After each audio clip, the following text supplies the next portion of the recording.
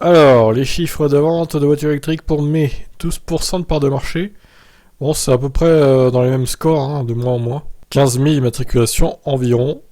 15 246 exactement. C'est 30% de plus qu'à la même période 2021. Le détail des immatriculations n'est pas encore connu pour tous les modèles. Les données communiquées par la PFA permettent toutefois d'obtenir quelques chiffres. La Zoé devance la Spring, 1447 vs 1327.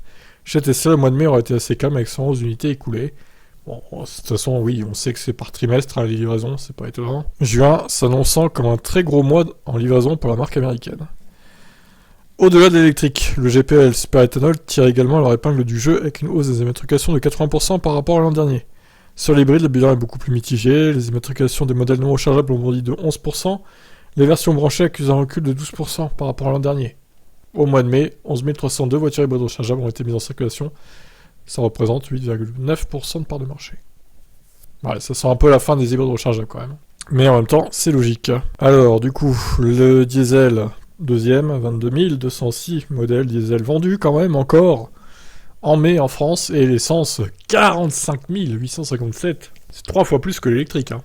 Ah là là, c'est beaucoup encore quand même. Hein. Bon, bah écoutez... Moi je dis que ça baisse hein, par rapport à mars. Il y avait eu 19 000 ventes. Bon, en même temps, en mars, il y avait les Tesla aussi qui boostaient tout ça. On peut penser qu'en juin, avec la fin du bonus...